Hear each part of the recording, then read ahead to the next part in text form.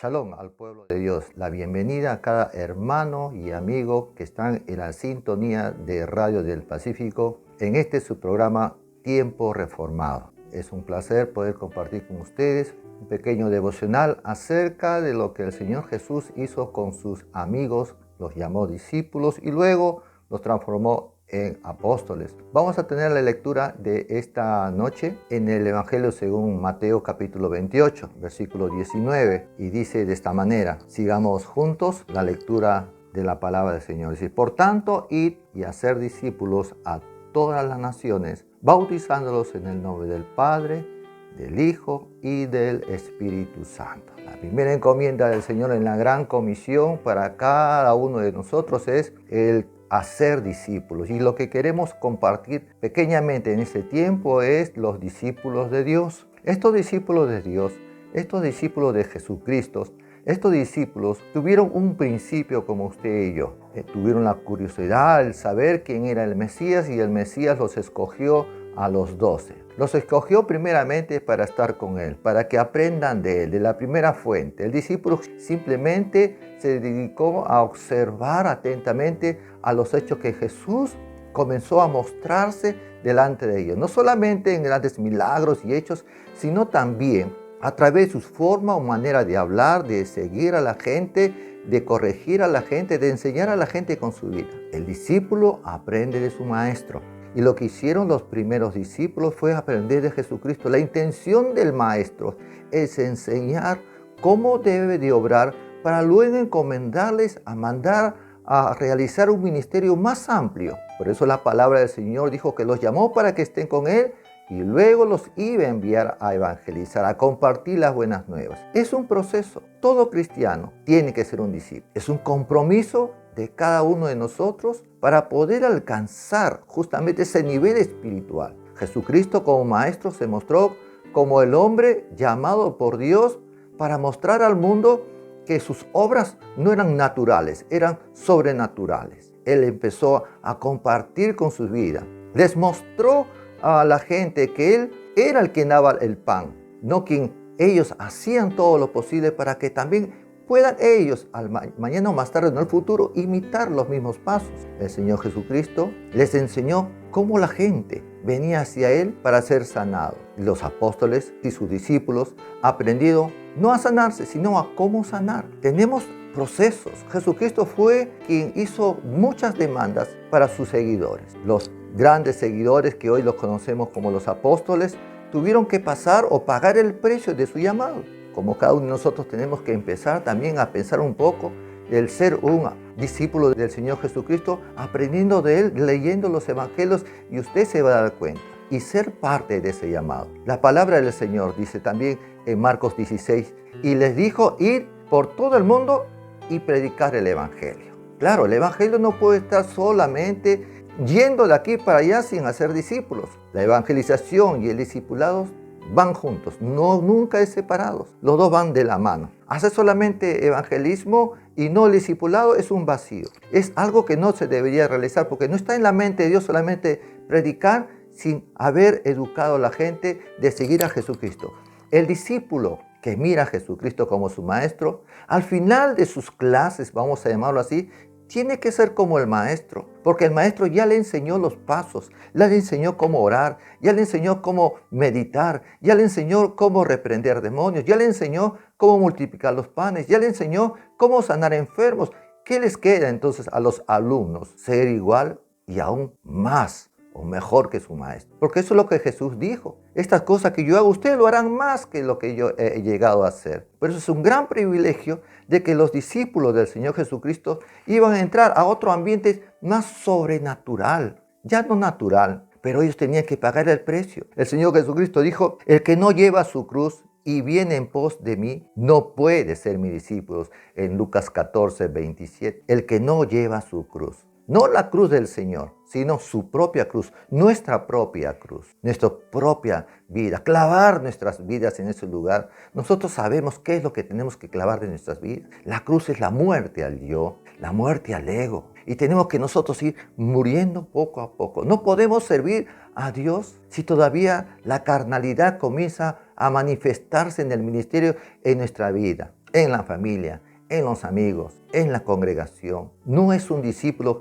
quien no ha muerto en la cruz, quien no lleva su cruz día tras día, no una sola vez, constantemente. ¿Nos gusta? Pues bueno, esa es la demanda que tiene el Señor Jesucristo para cada uno de nosotros. Pero si tú quieres, yo quiero venir en pos de Él, tenemos que llevar la cruz del Señor. No la cruz de Él, dicho sea de paso, no. Esa cruz que nos dice que tenemos que ir muriendo constantemente, constantemente. Usted va al baño, usted va a jugar, va al parque y ve con ojos de tentación, el deseo de hacer el mal, el deseo de hablar de alguien, el deseo de manifestar la cólera, la molestia. Tienes que morir, tenemos que morir. Esa es tu cruz que tienes que llevar, tu carne que tiene que morir. Ya lo dijo en Romanos, que tenemos que ser nosotros sacrificio vivo, agradable al Señor. Eso es lo que el Señor Jesucristo quiso dar a entender a la gente. Tenemos que llevar nuestra propia cruz. Usted tiene su cruz, yo tengo mi cruz, y no es la misma cruz. Es distinto. Tu experiencia y mi experiencia, tus debilidades son distintas a las mías. Tu carácter, tu forma de ser son distintos. El Señor dice, lleva tu cruz. Acuérdate que ahí tienes que morir. Ahí tienes que dejar de lado lo que tú crees que quieres hacer. Tu cruz es muerte a tu yo, muerte a tu ego. Ya el apóstol Pablo dijo, mas ya no vivo yo, Cristo vive en mí. Lo que vivo en la carne lo voy a vivir, pero para la gloria de Dios. Ese es el llamado a ser un buen discípulo. ¿Usted está pasando por esa vía? ¿Usted está llevando la cruz? No podemos servir al Señor sin que nos tengamos que dejar la cruz. No podemos dejar la cruz nuestra particularmente. Así seamos grandes predicadores, grandes pastores. No interesa la edad. Los viejitos o los ancianos o los jóvenes, los niños, las mujeres. Acá no hay privilegio para nadie. Nadie puede decir, no, yo no puedo llevar, yo no tengo cruz que llevar. Todos tenemos una cruz que llevar. Porque ahí tienes que estar sepultado tu carácter. Ese que no manifiesta el fruto del Espíritu de Dios que quiere formar. Por eso el Señor Jesucristo, si no llevas tu cruz, no puedes ser mi discípulo. Si tú crees que no necesitas la cruz, es que no eres un discípulo. Y en otro pasaje, dice en Mateo 16:24, si alguno quiere venir en pos de mí, niéguese a sí mismo y tome su cruz y sígueme. Si alguno quiere, ¿usted quiere? Dije, no puedo. Entonces, si no quieres tomar tu cruz, lastimosamente, cuestiónate si eres un verdadero cristiano. Cuestiónate un poco, porque la cruz es eso. Todo cristiano debe ser un discípulo. En Hechos vemos que a los primeros discípulos se les llamó cristianos. No es al revés como nosotros lo estamos aprendiendo. La vida de un discípulo, terminando de llevar y manifestar constantemente nuestra cruz, nos va a llevar a darnos dones sobrenaturales espirituales. Porque el ministerio del discípulo va a ser igual que el maestro y más que el maestro, manifestando el mismo poder para predicar, el mismo poder para sanar, el mismo poder para hacer cosas maravillosas. Lo han hecho muchos. Algunas veces se han manifestado en nuestros ministerios. Porque tenemos que morir todos los días. Antes de predicar, antes de enseñar, antes de planificar. El que no lleva su cruz es que no quiere morir a su yo. No quiere. Y usted se puede ver a gente que de repente predica vivo, enseña bien, pero sigue con su yo y con su ego. Es que está dejando la cruz y es una ofensa al Señor. Porque tú y yo no podemos ser discípulos a nuestra manera, a nuestra forma de ser. Por eso el apóstol Pablo en Gálatas 2:20 dice, con Cristo estoy juntamente crucificado, ya no vivo yo, ya no vive el yo, el ego. No hay competencia con nadie. Tenemos que ser discípulos de Jesucristo, ser discípulos para Dios. Es asumir nuestra responsabilidad dentro del ministerio. Y Dios te va a usar poderosamente. Y Dios va a hacer que tu ministerio se levante y tu congregación se levante. No sé cuántos serán en tu congregación. No interesa la cantidad, sino la cantidad de gente que se compromete con los propósitos de Dios de ser discípulos. Es una gran oportunidad que nosotros estamos dejando. Podemos decir, bueno, en esta pandemia no nos permite. Ahora que van a venir las próximas elecciones, el mundo necesita ver ya no a los demócratas ni a los comunistas. El mundo necesita ver lo que Dios quiere que vea. A hombres y mujeres regenerados, pero que muestren el carácter de su maestro. Y el maestro de maestros es Jesucristo. El verdadero discípulo va a amar la palabra. El verdadero discípulo va a escuchar la voz de su pastor. El verdadero discípulo va a orar continuamente a su pastor. El verdadero discípulo no estará callado. El verdadero discípulo va a alumbrar al mundo. El verdadero discípulo no va a vivir para sí, como dice el apóstol. Ya no vivo yo, dice el apóstol. Y en Juan 8:31 dice, Jesús le dijo a los judíos que habían creído en él, si se mantienen fieles a mi palabra, serán realmente mis discípulos. El discípulo ama la palabra del Señor. El discípulo siempre está buscando al Señor. No está buscando libros que referencia, que le diga lo que tiene que hacer, porque tiene la unción del Espíritu Santo y ama al Espíritu de Dios. El discípulo busca la palabra. No se aburre de la palabra, no se duerme de la palabra. De repente algunos que pueden estar escuchando dicen, ay, tengo sueño, qué aburrido. Claro, es que tú no quieres ser discípulo.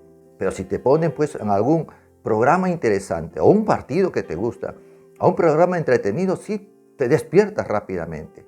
Pero para leer la Biblia, 2 hojitas o una hoja, ya te da sueño. Es el Espíritu que cuando escucha la palabra de Dios se va a animar y va a entender que ese es su lugar que debe ocupar en este mundo.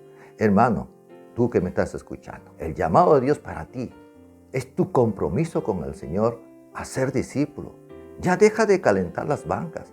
Ya deja de ser un crítico de otros. Tú tienes que ser un discípulo comprometido. No con tu organización, denominación, sino con el Señor y la obra de Él en tu congregación. Multiplica este mensaje. Multiplícate en otras personas. Es una tarea. Jesús le demoró 3 años discipular a la gente. Se fue y esos discípulos se transformaron en apóstoles. ¿Cuánto tiempo necesitas tú ser discípulo del Señor? Dios te va a dar dones o tienes dones para realizar, pero no lo puedes ejercer completamente porque en tu compromiso como discípulo todavía falta pulirla. Pasarás pruebas, pasarás angustias, pasarás desesperación, uno para alterado por todo, cómo conquistar mi ego. Sé discípulo del Señor, descansa en el poder de su Espíritu, manifiesta Dios su poder en aquellos que le creen. El que ama mi palabra es mi discípulo. Si tú amas la palabra, descansarás de tus problemas. No significa que no tendrás problemas, sino que descansarás. Dependerás de Él, de tus provisiones económicas, de tu salud, de las amenazas de este virus. Descansas más en el poder, en la obediencia a su palabra. Créele a Dios. El discípulo le va a creer a Dios en todo lo que Él diga. No negarse a uno mismo trae serios retrasos en el desarrollo de tu vida espiritual y en el desarrollo de tu iglesia. Qué bueno fuera que todos los que se congregan en tu iglesia sean discípulos, comprometidos en la oración, en la enseñanza, en salir, en su carácter, en su familia. Lleve su cruz, mueran a sí mismos, amen a su prójimo. Porque en esto conocí que son mis discípulos y se aman unos a otros. Ahí en tu comunidad, reunirse, compartir la palabra, sin temor, sin miedo. Todos ahora estamos en nuestros hogares escuchando. Ya no nos podemos congregar como si fuera un tiempo de persecución. Yo creo que es un tiempo de persecución a través de este problema de la enfermedad del COVID. Parece que fue una persecución que no nos estamos dando cuenta, pero tenemos la palabra de Dios que nos abre los ojos y dice, no, nosotros no somos como los que retroceden, sino somos como los que avanzan hacia la meta gloriosa del Evangelio, de la salvación de otras almas. Vayamos al encuentro del Señor todos los días. Seamos discípulos aplicados en su tarea, aplicados en la oración, aplicados en la vida cotidiana, aplicados en el testimonio. Está dispuesto a llevar las demandas que traen este llamado, dispuesto a llevar con libertad, en unión, sin cargas. Llevad mi yugo sobre vosotros, que es ligera mi carga, no es pesado. Hermano, yo te reto en esta oportunidad. ¿Será de día, de noche para ti? No lo sé. ¿En qué momento escucharás este mensaje? Tampoco lo sé. Pero que Dios toque tu corazón y diga, Señor, perdóname por todo este tiempo que no me he podido comprometer con usted. Ahora me comprometo, porque yo sé en quién he creído. Dios te bendiga. Dios verdaderamente hable a tu corazón a través de su palabra. Lee el Evangelio, ora al Señor, platica con Él, que Él te escucha y Él te responde. Que Dios te bendiga ricamente y tú seas de bendición para tu iglesia, para tu familia y para los que te rodean. En el nombre de Jesús, lo digo así, para que tú seas un buen instrumento del Señor. Que Dios te bendiga y muchas gracias por este tiempo de poder compartir la palabra de Dios con usted. Amén.